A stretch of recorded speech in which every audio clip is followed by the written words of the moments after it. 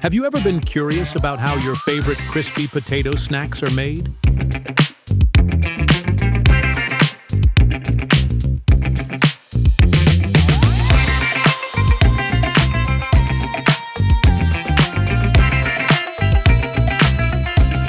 From the humble tater tot to the golden perfection of French fries, the crispy crunch of waffle fries, and the delicious bite of potato croquettes, the journey from farm to fryer is more fascinating than you might think. In this video, we're taking you behind the scenes to reveal the step-by-step process of making these beloved potato treats.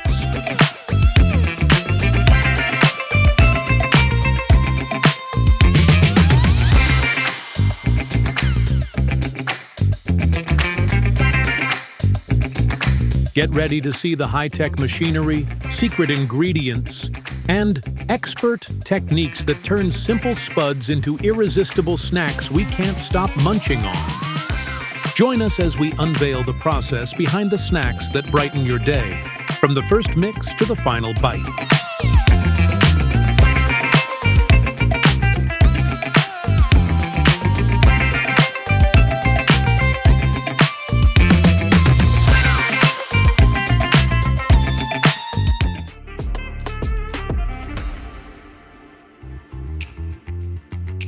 At number 1, we have Tater Tots. It all starts with fresh potatoes. These potatoes are harvested from the fields and then sent to the factory. The first step is a thorough washing to remove any dirt and debris, making sure the potatoes are clean before moving on. Once the potatoes are washed, they're peeled using special machinery that scrapes off the skin. After that, the potatoes are grated into small, uniform pieces. This grated texture is key for creating the classic tater tot consistency, giving them that crispy exterior and soft inside. At this stage, some factories add a little seasoning, flour, or other ingredients to help bind the grated potatoes together.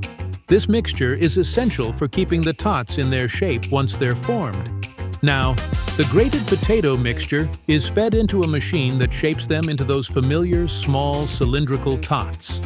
These little bits are formed and ready to get crispy. Before they're fried, the tots go through a blanching process, where they're briefly cooked in hot water or steam. This step helps set their shape and get them ready for the next stage of cooking. Next, the tots are deep-fried in hot oil until they turn golden brown and crispy on the outside. This is the crucial step where the tots get their perfect crunch while staying soft and fluffy inside. Once fried, the tater tots are quickly frozen to lock in that freshly cooked flavor. Freezing also helps them hold their shape and ensures they stay crispy when you cook them at home. Finally, the frozen tots are packaged and ready to be shipped off to stores and restaurants. From there, they make their way to your plate, ready for you to enjoy with your favorite dipping sauces. From farm-fresh potatoes to a crispy delight, the journey of a tater tot is a process of precision and care. So next time you enjoy a plate of these crispy treats, remember the journey they've taken to reach your plate. At number 2, we have French fries, a global fast food favorite that trace their roots to Belgium in the late 17th century.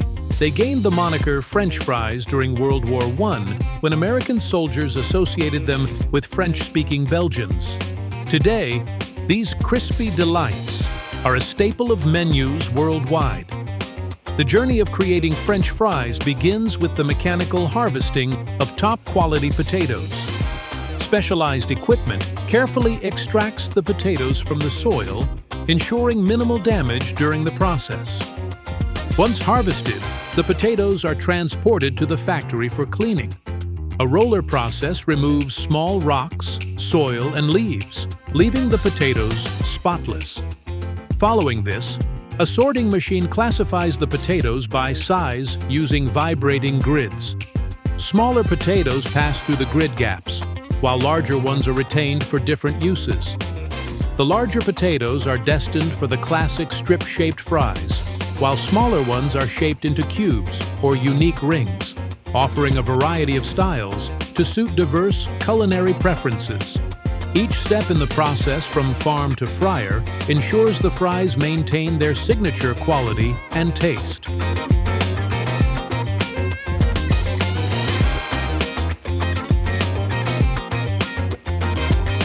Once sorted, the potatoes transform into French fries by entering a large steaming chamber. A brief 10-second exposure to pressurized steam softens the skins, allowing them to be easily removed with minimal force. This task is handled efficiently by a specialized machine called the peeler. After peeling, the potatoes are thoroughly washed with water to ensure they are spotless. Workers then inspect the potatoes, discarding any with green or spoiled spots and removing lingering bits of skin. Chopping the potatoes into their signature fry shape involves one of two methods.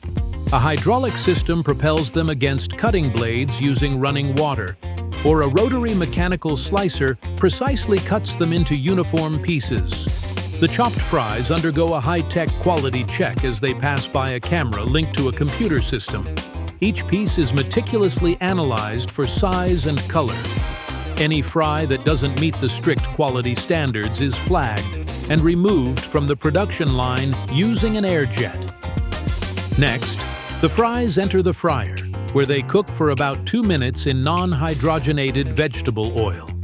Once fried, excess oil drains away through perforations in the conveyor belt, leaving the fries crisp and ready for the next stage. The fries are then quickly frozen at temperatures between -15 degrees Celsius and -25 degrees Celsius, a process that takes about 10 minutes to ensure they're ready for packaging and distribution. Now, with just a quick cook in hot oil or an air fryer, these golden delights are ready to be enjoyed, fresh and crisp every time.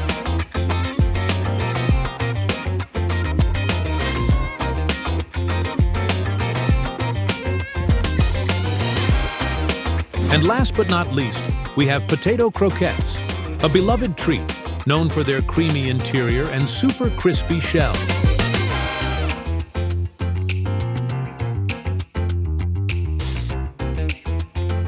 It all begins with fresh potatoes.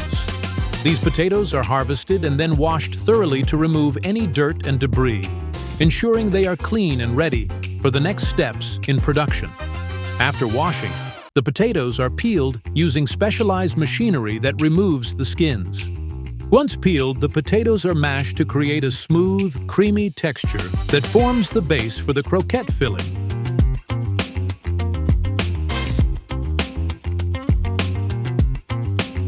The mashed potatoes are then mixed with a variety of ingredients.